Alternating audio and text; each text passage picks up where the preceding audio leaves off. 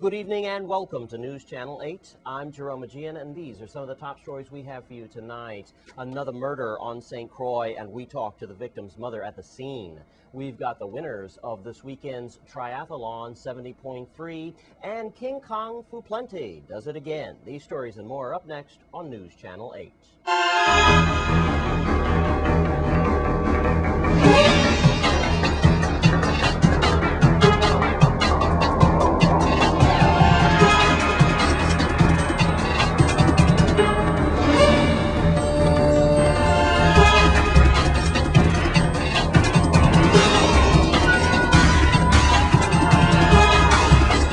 Our top story tonight, a 28-year-old man was shot and killed in Frederickstead. The incident happened early on Sunday morning.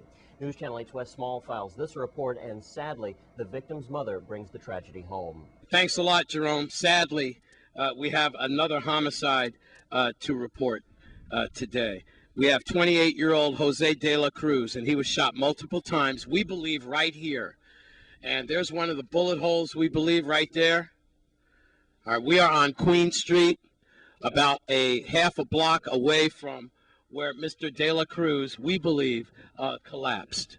He was, again, behind us. He was shot multiple times. He ran down this way, and again, he collapsed inside this H&R West Supermarket parking lot. Again, now this is the second suspect in just a few weeks that was shot and then just collapsed in this parking lot. I have to tell you that this parking lot is no stranger to crime. Late night activity around 2 o'clock in the morning, 1:30 in the morning. A lot of people are wondering, why is there not more Virgin Island Police Department presence in this area?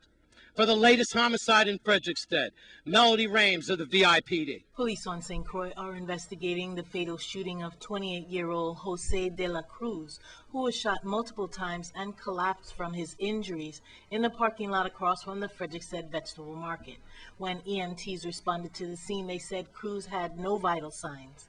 At about 1:45 a.m. Sunday morning, May 1st, police received a call of shots fired in Frederickstead town. Shortly after police arrived on the scene, another patrol unit stopped a vehicle traveling on the LaGrange Road with 4 occupants who matched the description of persons involved in the shooting. The individuals were detained and questioned by detectives. However, they were later released pending further investigation.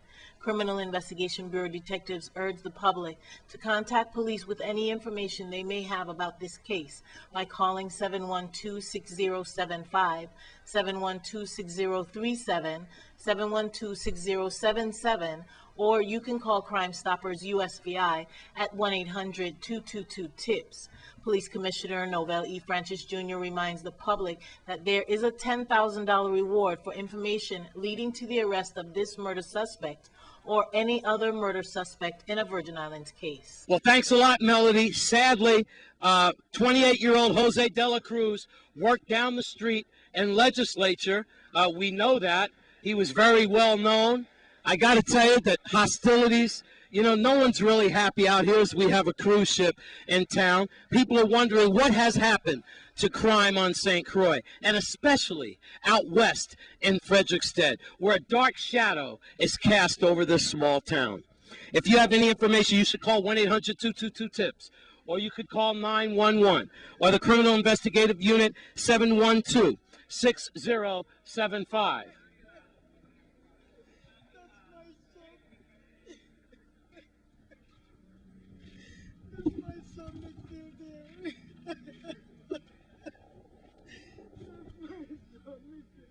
I don't know why they did kill him. I don't know why. You don't know why? I know they got 3 suspects. They did take some suspects in for questioning. Yeah. And you said he leaves behind a 9-year-old little girl. Yeah. What's her name? Crystal de la Cruz. She took it. Does she know yet? Yeah, she was here. She saw him in the ground. Okay. I don't sleep. I don't eat. Well, sweetheart, do you have a pastor? You go to church, right? You need to get with your pastor and go through some counseling now. I'm gonna let you go, but I'm so sorry about what happened with Mr. De La Cruz, your boy. Sweetheart, I know you haven't slept, but please get some rest. And I know that your family members are watching, and they'll counsel you, and the pastor of your church, hopefully. Thank And you. I'm so sorry, okay? Thank you very much. All right, I hope God, Jesus, looks after you and your family at this time of need. I'm so sorry for your loss. Thank you very much. Okay. Well, if that doesn't bring it home, I don't know what else will. Jose De La Cruz, I'm sorry. Jose leaves behind a 9-year-old little girl, and also a baby is on the way. So I'm very sad to report.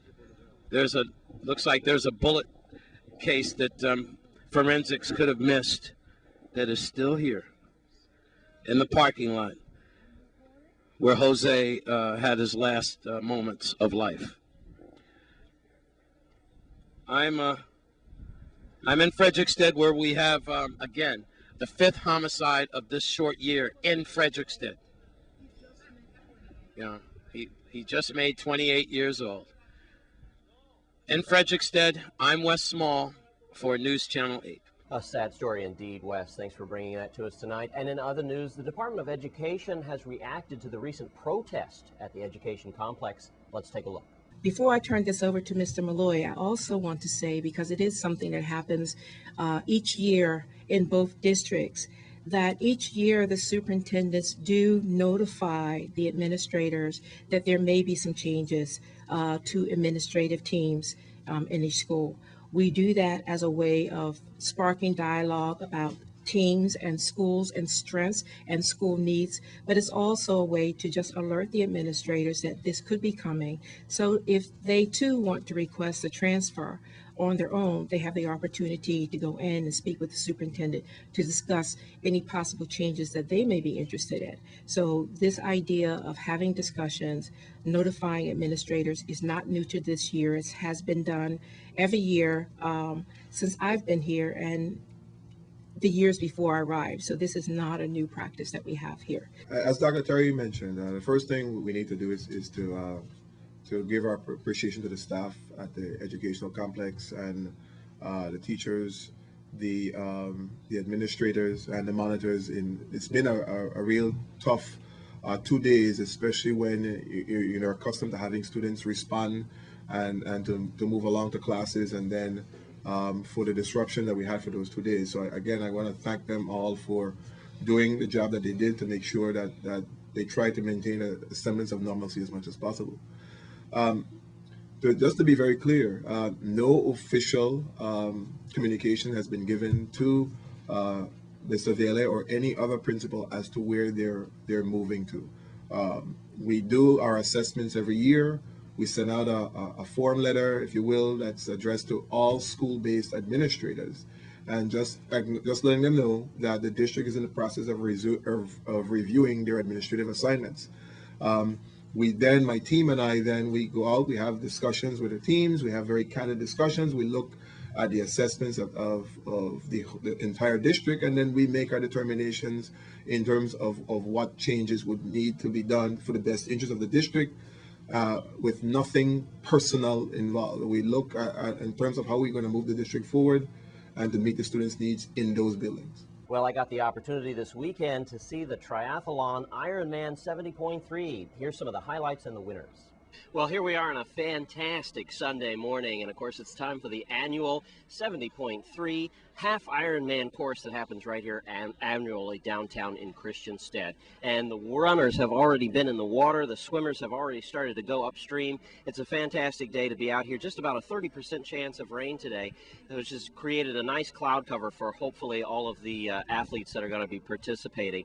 You can see around me, of course, all of the setups for the transition area is right here in downtown Christiansted. This place has turned into quite an Olympic event here in St. Croix and for the Virgin Islands.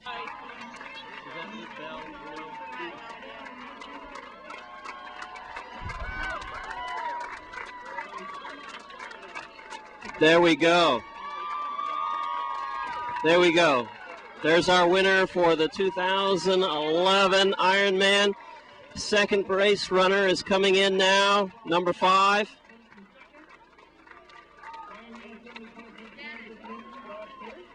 This is your first time in St. Croix. What'd you think? No, this is my second time. Second time in St. Croix. I'm sorry. Yeah, I really appreciate St. Croix. I think that St. Croix allowed me to visit their family because this is big family. This is not an island, not a country. This is one huge family. And thank you, St. Croix. Thank God that he allowed me to win today. Thank you very much. Okay, I gotta ask you a few more questions. Last year, she's been in the lead all day. She's been in the lead all day. Here she comes again.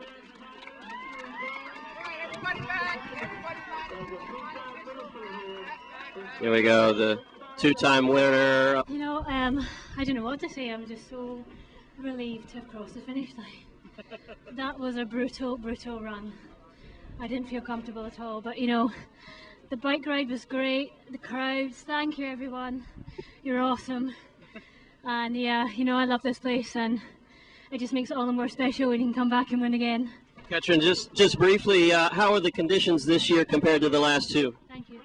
You know, not as warm and humid as last year. Last year was brutal. It was brutal, wasn't but the wind, you know, added a little extra. Back, you think? Oh yeah. But you know, it's the same for everyone. Well, congratulations and welcome back to St. Croix. We'll see you next year. Indeed. For everybody at WSVI TV, I'm Jerome Aegean at the 2011 Ironman 70.3. Good night. And congratulations to all the triathlon participants this weekend. And it's carnival time, baby, and over the weekend on St. Thomas, the village opened with the ceremonies honoring Collins Wesselhoff. Of the snap of the scissors, Carnival Village was open for business on Friday as the speaker paid homage to the renowned local trumpeter Collins Wesselhoff while reminding the crowd to stay safe during the season. And Collins Wesselhoff is one of the original members of Milo and the Kings. It's now just called Milo's Kings. Also over the weekend was the Calypso Monarch competition. Second runner-up was Toby D. Derima, and in first runner-up position was Cedric Kingspade Brooks. Fierce competition for King Kong, but King Kong came out on top once again. King Kong Fu Plenty with fierce competition in holding his championship spot at number 1. And it is a reminder to all of us that all three competitors were Crucians. And when we come back from this break, we'll take a look at your Caribbean Report spots and a Special Olympics announcement as well. Stay with us.